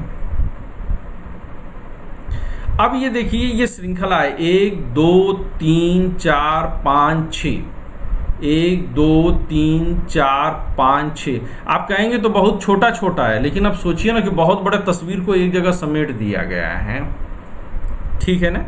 तो ये कोठार मिले हैं। आपको कैसे पता कि ये कोठार ही रहे होंगे, लोगों के घर नहीं रहे होंगे? कारण इसका ये था कि एक तो बीच की ये जो पट्टी गई है और दूसरी तरफ एक साइड से ही इनको ओपन बनाया गया है, और यहाँ पर अनाजों के अवशेष मिले थे और पर्टिकुलर इनका प्लेटफॉर्म का होना है। तो ये जैसे अनाजों के जो कोठार बनाए जाते हैं उस शैली पर मिले हैं, और इर्द गिर्द अनाज भूसी वगैरह भी इनके काफ़ी मिली है, जिससे कि अनुमान लगाया गया है कि यह अनाजों के कोठार रहे होंगे। नजर आ रहा है, यह हड़प्पा वाला है 15x6 वाला 12 ठो। हड़प्पा के कोठारों के दक्षिण में खुला फर्श है और इस पर 2 कतारों में ईंटों के वृत्ताकार चबूतरे बने हैं। फर्श की दरारों में गेहूं और जौ के दाने मिले हैं, ठीक है ना। ये गेहूं और जौ के दाने, तो इससे जो है अब इसमें जो है खुला फर्श का होना दक्षिण की दिशा में, और दूसरी चीज, और ये देखिए ये फिर ऊंचाई से नीचे की तरफ आ रहा है, ठीक है ना। और इस पर 2 कतारों में जो खुला फर्श है, यहां पर 2 कतारों में ईंट के वृत्ताकार चबूतरे बने हुए हैं। अब ये ईंट के वृत्ताकार चबूतरे क्या रहे होंगे? तो ये माना जा रहा है कि उस समय वहां पर जो है अनाज को ओसाने वगैरह के लिए, ओसाना वगैरह समझते हैं आप लोग? अनाज ओसाना मतलब क्या होता है? ये जो पूर्वांचल और बिहार वाले होंगे वो तो समझ रहे होंगे, और आप लोग इतना भी समझ रहे होंगे कि पूर्वांचल और बिहार से मेरा खास लगाव है।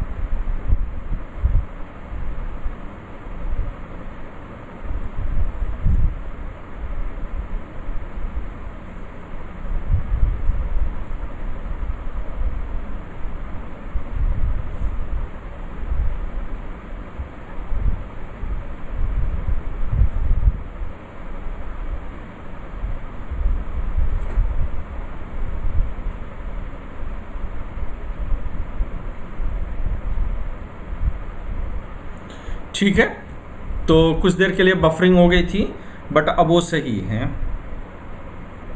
ठीक है, तो जब सही है तो हम लोग भी आगे बढ़ जाते हैं फटाफट।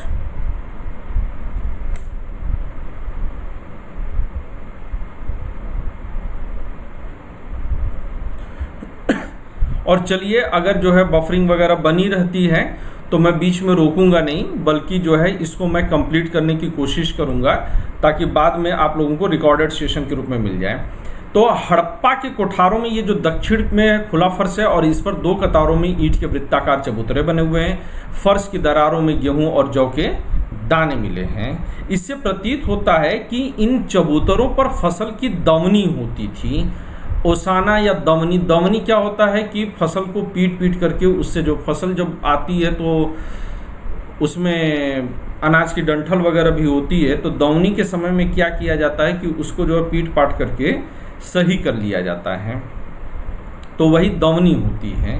और दमनी के बाद ओसाना होता है। पहले डंठल से अनाज के बीज को अलग किया, फिर अनाज को जो है उसके जो है भूसी से अलग करने के लिए ओसाने की परंपरा होती है। हड़प्पा में 2 कमरों वाले बैरक भी मिले हैं, जो शायद मजदूरों के रहने के लिए बने थे। तो ये भी बड़ा महत्वपूर्ण है कि हड़प्पा में जो है 2 कमरों की जो है बैरक मिले हैं। बैरक मतलब छोटे छोटे कमरे रहे होंगे, और इनमें जो है इनसे अंदाज़ा लगाया जाता है कि अगर बाकी मकानों वगैरह का जो है हम क्रम देखते हैं तो हमें समझ में आता है कि ये जो रहे होंगे कमरे, ये सामान्य तौर पर जो है मज़दूरों के लिए रहे होंगे, तो मज़दूरों के कमरे के भी मिलते हैं। कालीबंगा में भी नगर के दक्षिण भाग में ईंटों के चबूतरे बने हुए हैं, जो शायद कोठारों के लिए बने होंगे। इस प्रकार स्पष्ट होता है कि कोठार हड़प्पा संस्कृति के अभिन्न अंग थे। एक और विशेषता जो हड़प्पा सभ्यता की हम लोग मान सकते हैं वह थी कि जली हुई ईंटों का प्रयोग हड़प्पा सभ्यता की एक प्रमुख विशेषता थी, क्योंकि समकालीन मिस्र में मकानों के निर्माण के लिए शुष्क ईंटों का प्रयोग होता था। समकालीन मेसोपोटामिया में पक्की ईंटों का प्रयोग मिलता तो है, पर इतने बड़े पैमाने पर नहीं जितना कि सिंधु घाटी सभ्यता में मिलता है। तो अब 2 अंतर देखिए, एक तो जली हुई ईंटों का प्रयोग हड़प्पा संस्कृति की विशेषता है, मतलब कि इसके ईंट जो होंगे वह आग में तपाए गए होंगे, और यह जो है समकालीन अगर मिस्र की जो है हम सभ्यता में देखें तो उनके जो ईंट बने थे वह ईंट जो है कच्ची मिट्टी से बनाने के बाद उनको चुपचाप जो है पकाया जाता था। कहाँ इनको पकाया गया है? इनको सूर्य की रोशनी में सुखा लिया जाता था। यह आग में नहीं पकाए जा रहे हैं, ये सिर्फ सुखा दिए जाते थे। तो इनके उलट जो है सिंधु घाटी सभ्यता जो थी वह काफ़ी उन्नत और काफ़ी बड़े पैमाने पर थी, और ज़्यादा एडवांस और ज़्यादा अच्छी टेक्नोलॉजी के साथ हुआ करती थी। हालांकि अगर मिस्र के उलट देखें हम, तो जो समकालीन मेसोपोटामिया की सभ्यता थी उसमें भी जो है पकी ईंटों का मतलब कि आग में पकाई गई ईंटों का प्रयोग करते थे, लेकिन वह उतने अधिक नहीं मिलते हैं जितने कि सिंधु घाटी सभ्यता में मिलते हैं। कई सालों तक लोग सिंधु घाटी सभ्यता के जो है ईंटों को उठा करके अपने घरों में लगाते रहे, लेकिन जब खुदाई की गई तो वहाँ पर फिर भी इतने ईंट मिले कि आज भी जो है 2-4 शहर बसा दिया जाए। एक अन्य विशेषता जो थी वह इनके जो है जल निकासी प्रणाली में थी। मोहनजोदाड़ो की जो जल निकासी प्रणाली थी वो बहुत अद्भुत थी। लगभग हर नगर के हर छोटे या बड़े मकान में प्रांगण और स्नानागार होते थे। ये कहने का मतलब क्या है कि लगभग हर नगर में सिंधु घाटी सभ्यता के क्या होता था, 2 चीज होती थी। एक तो आंगन होता था, मकान के बीच में जो है जगह छोड़ी जाती थी खुला हुआ, वह आंगन था, प्रांगण जिसको बोल रहे हैं, और साथ में जो है स्नानागारों की भी परंपरा वहां पर पर्याप्त मात्रा में दिखाई देती है। तो यह दोनों ही चीज जो है वहां पर स्पष्ट रूप से हम लोगों को दिखाई देती हैं। अब अगर हम जो है आगे बढ़ने की कोशिश करें तो ये देखिए यहाँ का सिस्टम, ये जो है आप मकान अगर देख रहे होंगे तो मकान में जो है ये देखिए एक कुआं टाइप की चीज है, ठीक है ना। तो मकान के आगे ये कुआं टाइप की चीज है, और दूसरे ये देखिए यहाँ की ये जो सीवर प्रणाली है। हालांकि इस चित्र में यह बात पूरी तरह से स्पष्ट होकर के नहीं आ पा रही है, लेकिन फिर भी मैं आप लोगों से चर्चा अगर करूं तो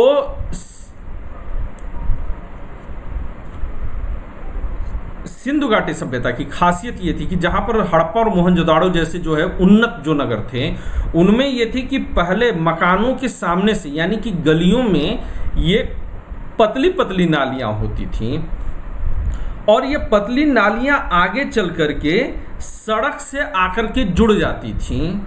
और जब ये सड़क से आकर के जहाँ सड़क के पास जुड़ जाती थी, तो जो मुख्य मार्ग होते थे उनके पैरेलल, उनके समानांतर फिर बहुत चौड़ी सड़कें, चौड़ी नालियाँ होती थीं।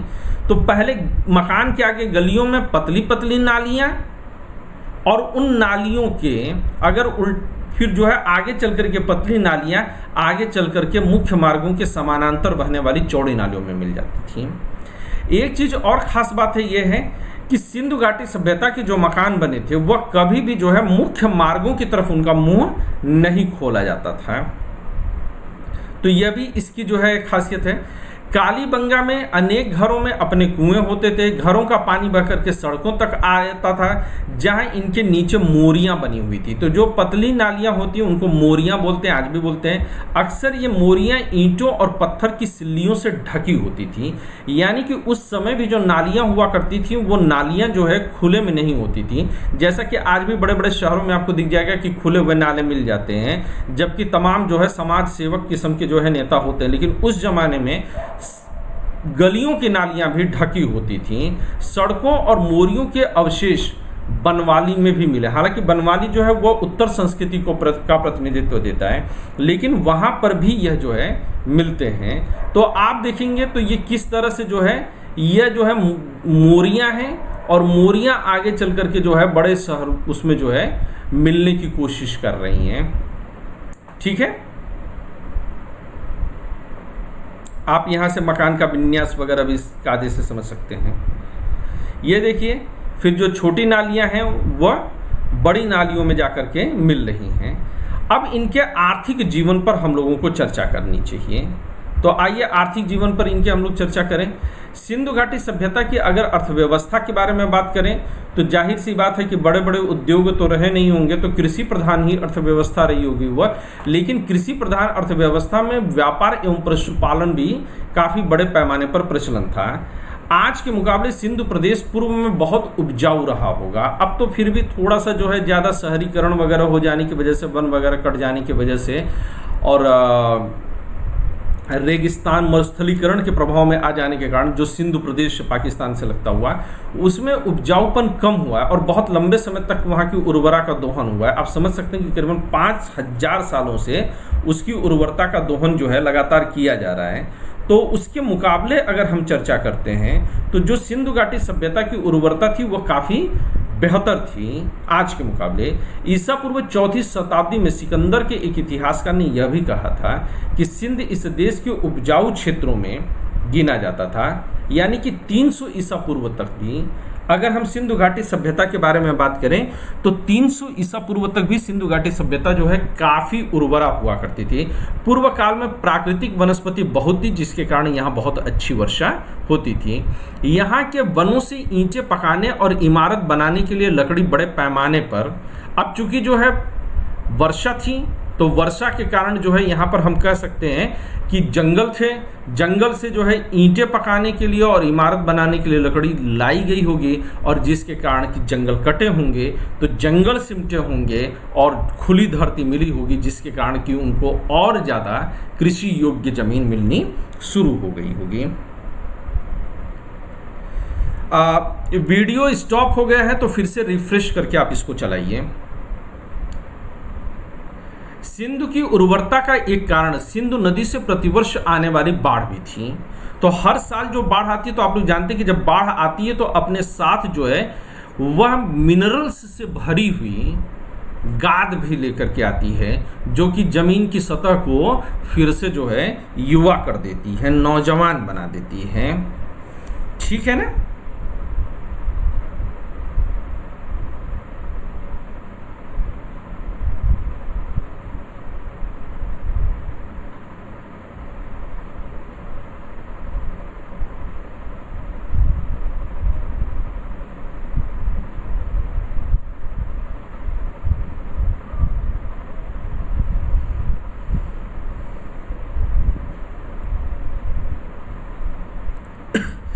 तो यह उस समय की जो है विशेषता रही होगी। और ये बाढ़ का ही वजह था कि जो हम लोग शुरू में चर्चा कर रहे थे कि बाढ़ से ही रक्षा करने के लिए बार बार जो है अगर आप देखेंगे तो वहां पर क्या बनाने की कोशिश की गई है, बाढ़ से ही रक्षा करने के लिए दोस्तों वहां पर ईंटों के जो है एक पकी ईंटों का जो है दुर्ग खड़ा करने की कोशिश की गई है।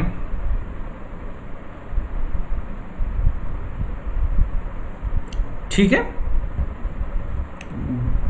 अब नेटवर्क का कुछ किया नहीं जा सकता, लॉकडाउन के समय में ये समस्या रहेगी, पर आप लोग चिंता मत करिएगा।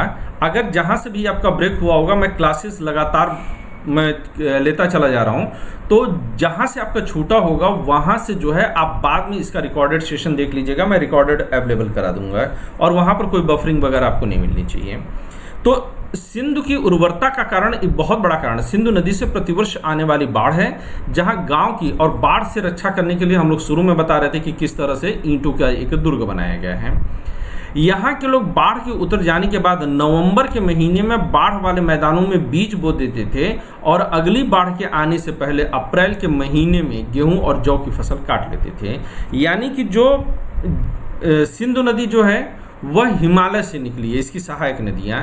तो जब अप्रैल मई की गर्मी पड़ती थी तो पहाड़ों का जो है बर्फ पिघलता होगा और वह उसके कारण से नदियों में पानी का स्तर बढ़ता रहा होगा।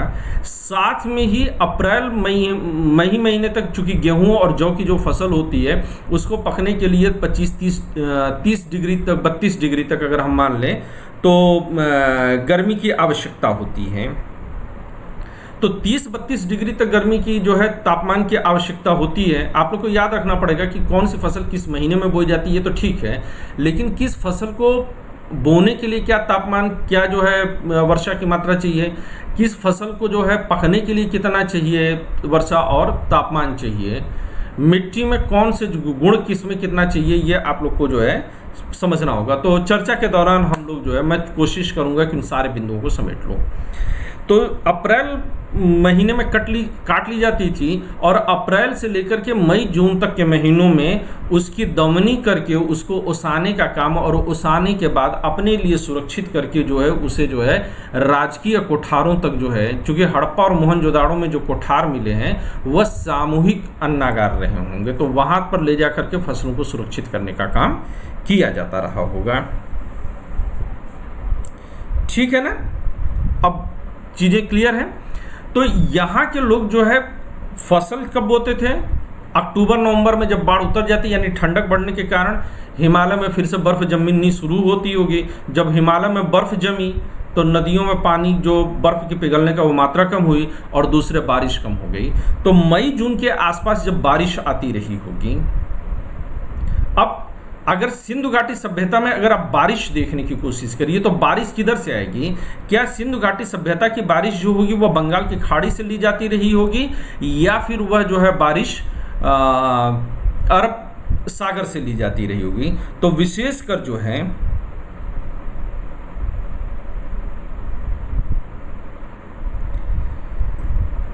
ये अरब सागर से बारिश लेती थी और यह जो है दक्षिण पश्चिमी मानसून के जरिए बारिश मिली होगी। ठीक है, बाकी भूगोल में देखा जाएगा कि कैसे किधर बारिश का डिवीजन हुआ है। स्पष्ट रूप से अगर मैं बात करूं तो कोई फावड़ा या फाल, जैसा कि आज की तारीख में इस्तेमाल किया जाता है फावड़ा और फाल, वैसा तो नहीं मिला है। ठीक है ना। लेकिन कालीबंगा की अगर प्राक हड़प्पा सभ्यता के जो कूट मिले हैं उनसे स्पष्ट होता है कि राजस्थान में इस काल में हल जोते जाते थे। तो कालीबंगा में जो होता क्या है कि जो स्क्रिप्ट मिली हैं, जो लेख मिले हैं, उस स्क्रिप्ट या लेख की एक खासियत ये भी होती है कि वह स्क्रिप्ट या लेख, आप लोग से एक उम्मीद ये भी है कि जो आपके साथ के लोग हैं उनको मैसेज करके बोल दीजिए कि क्लास जो है कंटिन्यू हो रही है, ब्रेक नहीं हो रही है, ठीक है ना। तो जो स्क्रिप्ट है वह स्क्रिप्ट जो है वह प्रतीकात्मक या चित्रात्मक या पिक्टोरियल फॉर्म में बोली जाती है, पिक्टोरियल स्क्रिप्ट बोली जाती है। इसकी खासियत क्या होती है कि जैसे चाइनीज या कोरियन स्क्रिप्ट को आप देखेंगे तो वास्तव में वहां पर कोई अक्षर नहीं है, बल्कि हर एक चीज के लिए एक प्रतीक निर्धारित किया गया है, एक सिंबल बना दिया गया है। और इस सिंबल की खासियत क्या होती है? इस सिंबल की खासियत ये होती है कि यह अपने प्रतीकों के अनुरूप चलते हैं। जैसे मैं मोर के लिए कुछ बना लिया, तोता के लिए कुछ बना लिया, ठीक है ना, और उसके आधार पर ही स्क्रिप्ट को बढ़ाने का काम किया जाता है। अब अगर आप देखेंगे तो कालीबंगा की दो खासियत है। ना सिर्फ कालीबंगा से जो है स्क्रिप्ट जो मिली है उसमें एक अल्फ़ाबेट, एक अक्षर ऐसा है जो हल की आकृति का है, तो इससे ये पता चलता है कि उस एरिया में जो है वो हल जैसी चीज का जिक्र कर रहे हैं जो वहां पर चलता होगा। और दूसरी तरफ राजस्थान में अगर बात किया जाए तो इस काल में जो है हल भी जोते जाते थे, और कालीबंगा में आधे जुते हुए खेतों के जो है साक्ष्य मिलते हैं। ये अगर आप देखेंगे तो जो साइट है यह राजस्थान का है, और इधर का खेत अगर देखेंगे तो थोड़ा सा जुता हुआ खेत आपको दिखाई देगा। तो जब कई सतह पर खोदा गया, इसको उत्खनन कराया गया, तो उस उत्खनन में यह पता चला कि यह जो है उस काल की जो है अवशेष है।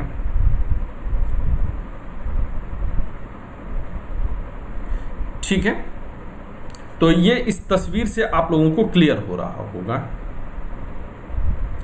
गेहूं, जौ, सरसों, तिल, मसूर आदि का उत्पादन होता था।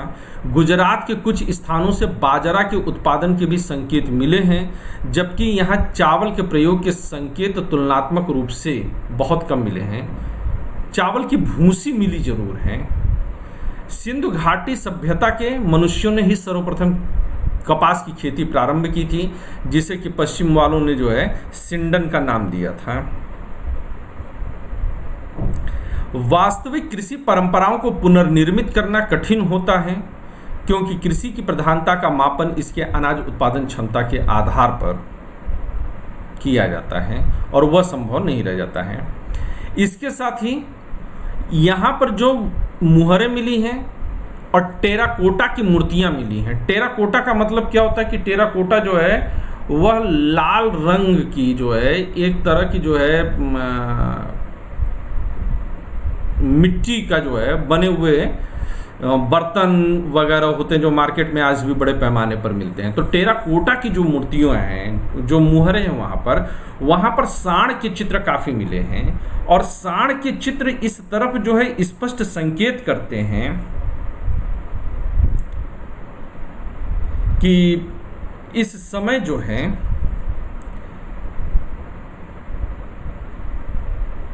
पशु का जो है महत्व काफ़ी बढ़ चुका था, और यह लोगों के जो है आम जीवन का हिस्सा बन चुका था। और पुरातात्विक खुदाई से बैलों से जुते हुए खेत के साक्ष्य मिले, जैसा कि मैंने भी आपको दिखाया। हड़प्पा सभ्यता के अधिकतम स्थान अर्ध शुष्क क्षेत्रों में मिले हैं, जहां खेती के लिए सिंचाई की आवश्यकता होती है। जहां बारिश बहुत ज़्यादा होती है वहां पर खेत में ले जाकर के बीज डाल दीजिए, नरम होने के कारण मिट्टी वह फसल अपने आप उग जाएगी। लेकिन जहां पर अर्ध शुष्कता है, जहां की मिट्टी खुरदरी और भुरभुरी हो जाती है, वहां पर मिट्टी का पलटा जाना जरूरी है, और इसलिए और दूसरे ऊपर की सतह जो होती है वह उर्वरता को खा चुकी होती है, इसलिए नीचे की सतह को ऊपर ला करके उर्वरता और नमी को जो है संरक्षित की जाती है।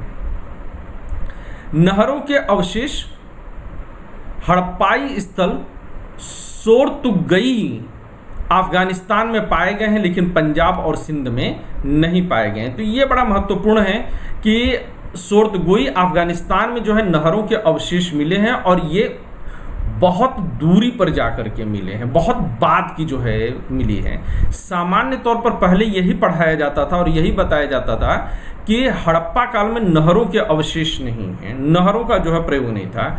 लेकिन सोर्तगोई अफगानिस्तान में आने के बाद अब ये माना जाता है कि हड़प्पा मोहनजोदड़ो के लोगों को जो है कुछ ही क्षेत्रों में, कुछ ही जगहों पर सही, लेकिन लोगों को जानकारी अवश्य थी। हड़प्पाई लोग, अब यहाँ पर एक चीज़ हम यह भी कह सकते हैं कि कृषि के साथ साथ बड़े पैमाने पर पशुपालन का काम भी किया करते थे। तो महत्वपूर्ण है कि कृषि और पशुपालन दोनों का काम जो है चला करता था। हड़प्पाई लोग अगर हम देखें तो घोड़े के साक्ष्य सूक्ष्म रूप से मोहनजोदाड़ो और लोथल की एक टेराकोटा मूर्ति से मिले हैं। तो यानी कि घोड़े के साक्ष्य मिले हैं। हालांकि आप लोगों ने अगर जो है इकट्ठा देखा होगा तो घोड़ों के दांत के भी अवशेष मिले हैं, लेकिन यह माना जाता है कि जो दांत का अवशेष मिला है यह सिंधु घाटी सभ्यता के पतन के समय का है। तो यह माना जाता है कि कहीं न कहीं अगर आर्यों ने आक्रमण किया होगा तो वह उससे जुड़ा हुआ हो सकता है। लेकिन जो मूर्तियां मिली हैं टेराकोटा वाली, उन मूर्तियों से यह स्पष्ट होता है कि मोहनजोदड़ो और लोथल के लोगों को घोड़े की जानकारी तो थी, लेकिन घोड़ों का वह व्यापक तौर पर प्रयोग करते थे ऐसा कहीं स्पष्ट साक्ष्य नहीं है। कुछ तस्वीरें ऐसी जरूर इंटरनेट पर मौजूद हैं जिसमें कि सिंधु घाटी सभ्यता के लोगों का वर्णन करते समय उनको घोड़े पर बैठ करके तीर चलाते हुए दिखाया गया है, लेकिन वह पूरी तरह से किसी के दिमाग की उपज है जिसने कि जो है वो तस्वीर तैयार करती। हड़प्पा के लोग घोड़ों का ना तो युद्ध में और ना ही आम सवारी के रूप में प्रयोग करने की कहीं भी जानकारी के पक्के सबूत मिलते हैं। बनवाली में जो जौ मिला है वह उन्नत किस्म का मिला है। यह जो देखिए एक पुरातात्विक जो है स्मारक जहाँ पर होते हैं म्यूजियम टाइप के, वहाँ से जो है ये अवशेष मिले हैं।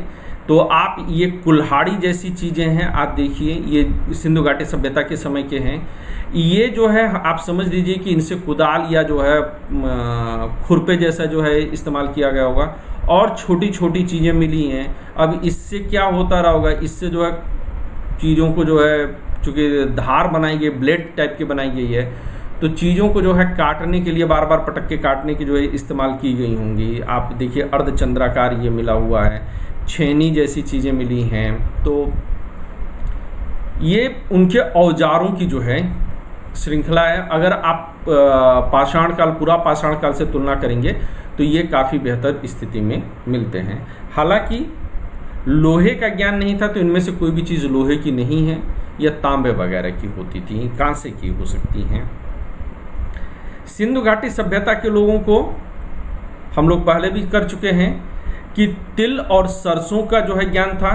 कपास सबसे पहले जो है यहीं पर पैदा की गई, जिसे यूनान के लोग जो है सिंडन के रूप में पुकारते हैं। हड़प्पा में तरबूज के बीज मिले हैं, आजकल सीजन चल रहा है, कुछ लोग तरबूज की सब्जी बना करके खा रहे हैं, पता नहीं कैसे। कम से कम रेसिपी तो उन लोग को सबके साथ शेयर करनी चाहिए थी, और ये भी बताना चाहिए कि हड़प्पा की जो है नहीं, उनके तरबूज की सब्जी कैसी बनती है। लेकिन हड़प्पा के लोगों को भी तरबूज खाने को मिला था। हड़प्पा एक कृषि प्रधान संस्कृति थी, पर यहाँ के लोग पशुपालन करते थे, ये बात कई जगह लिख दी गई है। बैल, गाय, भैंस, बकरी, भेड़, सूअर पाला जाता था। तो ये चीज़ें पाली जाती थी। बैल पाला जाता था, गाय पाली जाती थी, जोड़ा पूरा हो गया। भैंस भी पाली जाती थी, बकरी, भेड़, सूअर ये पाला जाता था। लेकिन इसके अलावा हड़प्पा के लोगों को हाथी का, गैंडे का, शेर, बाघ का, चीते का, हिरण का, इनका भी ज्ञान था। अब ये जो तस्वीर है यह मोहनजोदाड़ो से मिली हुई एक खिलौने की तस्वीर है, एक्चुअल तस्वीर है। तो ये देखिए इसमें एक बैल है और बैल जो है वह एक बैलगाड़ी को खींच रहा है। इसमें ये साहब बैठे हुए हैं और ये देखिए इसके पहिए वगैरह, तो बढ़िया किस्म का तो जो बैल था, ठीक है ना, बैलगाड़ी थी। तो इससे ये अंदाज़ा लगा सकते हैं कि जो मोहनजोदाड़ो में ये बैलगाड़ी खिलौना मिला है, इससे अंदाज़ा आप क्या लगाएंगे? इससे आप अंदाज़ा ये लगाएंगे कि उस समय सामान ढोना, अनाज ढोना या यात्री ढोने के लिए बैलगाड़ी का प्रयोग होता था। यह मोहनजोदाड़ो से मिली मिट्टी की बैलगाड़ी है जिस पर एक आदमी सवारी कर रहा है। इसका मतलब कि उस वक्त बैलों का यूज़ सामान ढोने और सवारी करने के लिए होने लगा था। यह देखिए, यह जो है हड्डी हाड़ हुआ जो है एक मुहर है, मोहर होते हैं ना, सील, वो है जिसमें एक जो है धारी वाला चीता बनाया गया है। ये चीता कहाँ से है? तो इसको जी फॉर ज़ेब्रा वाला गधा मत समझ लीजिएगा, इसकी पूंछ वगैरह देख करके आप अंदाज़ा लगा सकते हैं कि यह जो है, लेकिन ये इसकी सींग नहीं है बल्कि यह कुछ और चित्रकारी की गई है। तो एक जो है चित्रकारी वाला जो है वो धारीदार जो है बाघ का भी जो है अवशेष मिला है। यह भी मोहनजोदाड़ो की जो है खुदाई से मिला हुआ है। और ये जो आपको दिखाई दे रहा है ये क्या रहा होगा? ये क्या गणेश भगवान हैं? नहीं, यह गणेश भगवान बिल्कुल नहीं है, बल्कि यह जो है मोहनजोदाड़ो की खुदाई में हाथी के सिर वाला मुखौटा है जो मिट्टी का बना हुआ था। अब इसके पहले कि हम यहाँ के धर्म की चर्चा करें, मैं एक मेंस का क्वेश्चन लेने की मैंने चर्चा की थी और वो अब हम लोग उठाते हैं। क्वेश्चन ये है कि उपयुक्त उदाहरणों के साथ सिंधु घाटी सभ्यता, उनके धर्म और सामाजिक प्रथाओं के संबंध में सिंधु घाटी सभ्यता के विभिन्न पहलुओं और विशिष्टताओं का परीक्षण कीजिए। 250 शब्द। धर्म और सामाजिक प्रथाओं पर अभी नहीं गया था, लेकिन वहाँ से जो है मैं इसी प्रश्न के जरिए मैं वहाँ की धार्मिक और सामाजिक प्रथाओं को जो है पकड़ने की कोशिश कर रहा हूँ। अगर ये प्रश्न आ जाए 250 शब्दों में तो इसको आप हल कैसे करेंगे? तो हल करने के लिए बहुत ज़रूरी ये होगा कि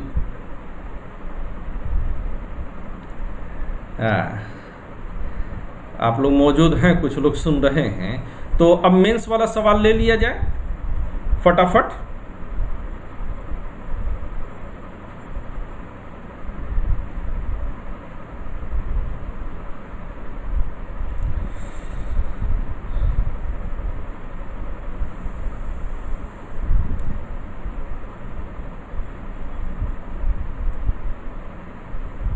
ले लिया जाए ना मेंस वाला सवाल।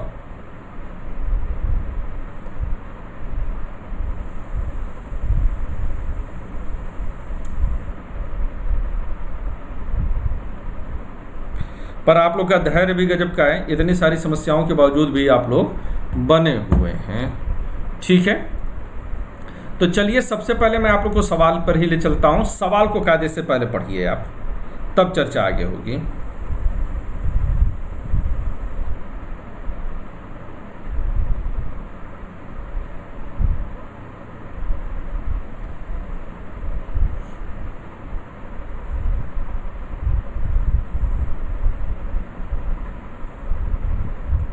सवाल का जो प्रश्न क्या है कि यह सिंधु घाटी सभ्यता के बारे में आपसे चर्चा करना चाहता है, लेकिन सिंधु घाटी सभ्यता की किन बिंदुओं पर आपसे चर्चा करना चाह रहा है?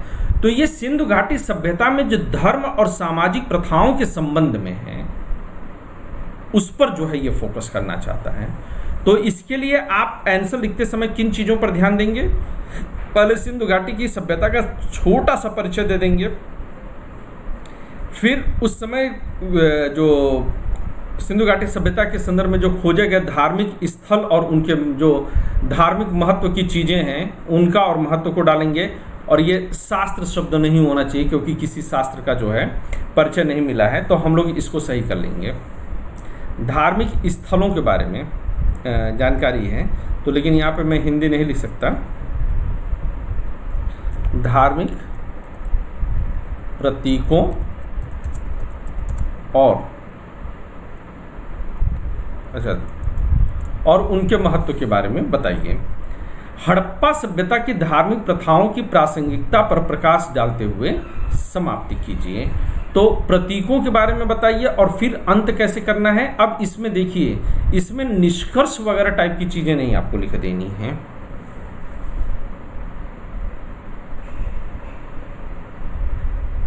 हाँ, मैं ये चाहता हूँ कि रीना और जोगिंदर ये लोग थोड़ा सा जो है आंसर राइटिंग करके मुझे दिखाएं, है ना। पर थोड़ा सा मुझे लगता है कि लैकनेस इनकी तरफ से जो है हल्का सा वो रहा कि बहुत सारे क्वेश्चन आने के बाद नहीं आ रहे हैं, और दूसरे स्वदीप इसमें क्वेश्चन नहीं डाल रहे हैं। क्या बात है। एक चीज़ और, बीच में जो हिस्सा आप लोग को नहीं दिखा होगा, बफरिंग की वजह से रुका होगा, वह भी जो है मैं जब इसका रिकॉर्डेड सेशन डालूंगा तो पूरा एक मुश्त आपको मिलेगा। तो जहां तक आप लोगों ने ठीक से देखा, जहां छूटा होगा तो वो आप लोग टाइम के हिसाब से आगे पीछे करके देख लीजिएगा, पूरा देखने की जरूरत नहीं पड़ेगी। That is not possible Vijay, but will try my best कि मैं कुछ न कुछ जो है ऐसा दूं। तो आइए कैसे लिखेंगे। सिंधु घाटी सभ्यता 2700 ईसा पूर्व और 1900 ईसा पूर्व के बीच में फली फूली। इसके नगर नियोजन, सामाजिक आर्थिक जीवन, कला, लिपि, धर्म आदि का अध्ययन शैक्षिक रुचि की दृष्टि से महत्वपूर्ण है। अब आप ये कह सकते हैं कि इसको 3000 से लेकर के 1000 तक आ सकते हैं, लेकिन जो परिपक्व काल है हम उसकी चर्चा कर रहे हैं ज़्यादा।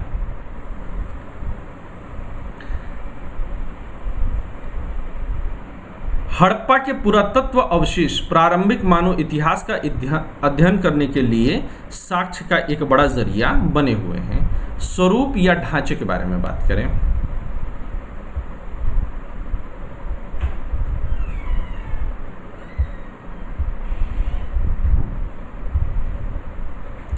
हड़प्पा धर्म को नाम देना कठिन है क्योंकि इसकी लिपि अभी तक गूढ़ बनी हुई है, लेकिन भौतिक साक्ष्य हड़प्पा सभ्यता की धार्मिक प्रथाओं की व्याख्या करने में हमारी सहायता करते हैं। इनमें से कुछ इस प्रकार हैं।